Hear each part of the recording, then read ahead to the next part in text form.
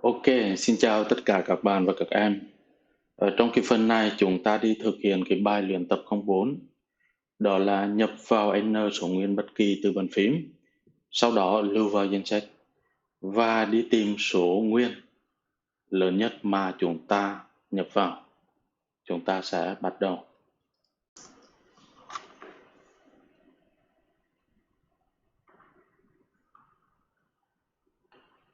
Vào menu file, vào new file để tạo một cái chương trình mới.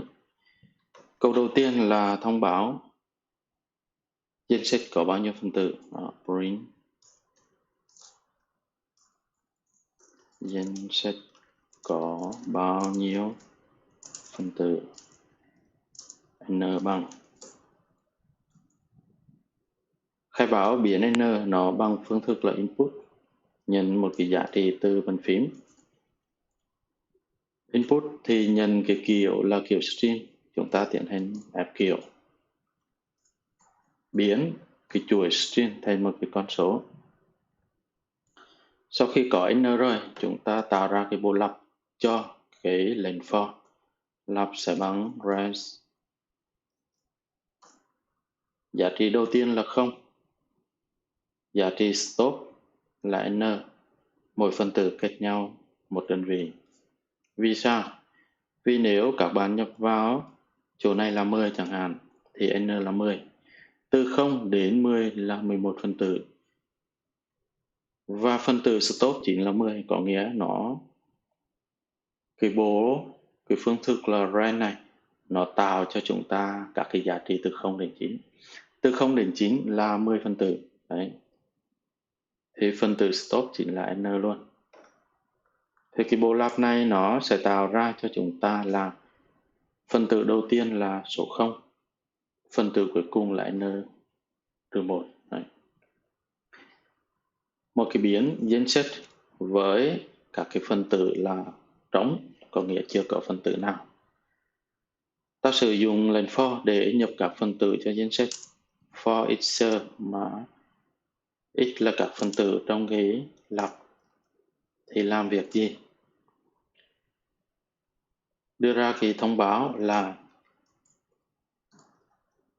nhập giá trị phần tử tại địa chỉ. Địa chỉ nào? Đó là x. Thêm dấu bằng này cho nó đẹp nào. Sau câu thông báo thì chúng ta sẽ nhận cái giá trị khai báo biến gt để lưu cái giá trị từ bàn phím input. Và yêu cầu bài toán là các phần tử trong danh sách đều là số nguyên. Chúng ta tiến hành ép kiểu. Sau khi có cái giá trị nhận từ bàn phím rồi thì chúng ta sẽ tiến hành thêm vào danh sách. Sử dụng phương thức là append. Thêm cái biến gt vào. Với chừng đó câu lệnh thì chúng ta đã thực hiện được là nhập n phần tử từ bàn phím, tiến hành lưu luyện tập 4.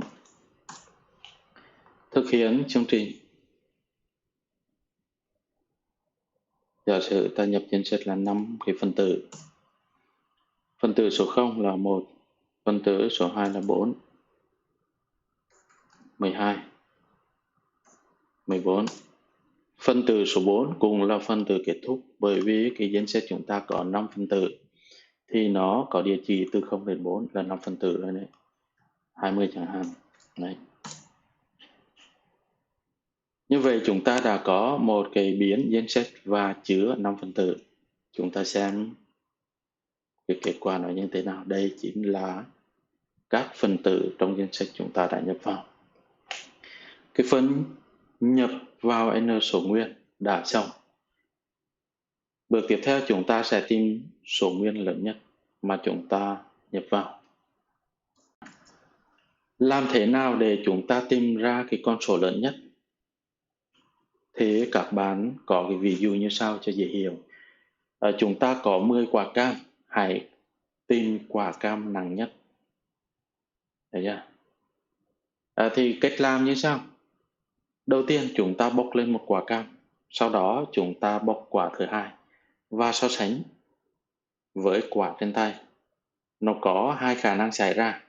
Thứ nhất là quả trên tay nặng hơn quả vừa bốc lên thì chúng ta không làm gì cả. Nhưng quả vừa bốc lên nó nặng hơn, quả bên này nặng hơn, thì chúng ta thả cái quả trên tay chúng ta và cầm quả mới vào. Được chưa? Sau đó chúng ta tiếp tục bốc quả cam thứ ba và đi so sánh. Nếu quả cam thứ ba nó cũng xảy ra hai khả năng, nhẹ hơn thì chúng ta không làm gì cả, nhưng nặng hơn thì chúng ta nắm giữ quả cam thứ ba. Lặp lại việc này cho đến khi phần tử cuối cùng trong nhân set thì trên tay chúng ta là quả cam nặng nhất. Đấy là cái tư tưởng của thuật toán và chúng ta sẽ tiến hành lập trình. Chúng ta duyệt qua tất cả các phần tử for x trong cái danh sách, for x trong cái danh sách này. Được chưa? Và đầu tiên chúng ta cho rằng lớn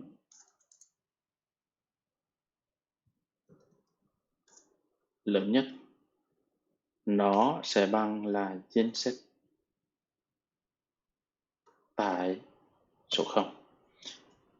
Có nghĩa đầu tiên chúng ta cho rằng là giá trị tại địa chỉ số 0 trên danh sách là lớn nhất. Ta cầm một quả cam đầu tiên nha. Chúng ta sẽ đi so sánh.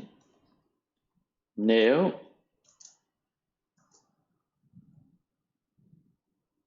cái mà chúng ta vừa bốc lên là x mà nó lớn hơn cái trên tay chúng ta thì chúng ta làm gì? Cái trên tay của chúng ta sẽ bằng cái x mới. Được chưa? Tức là lớn nhất sẽ bằng x.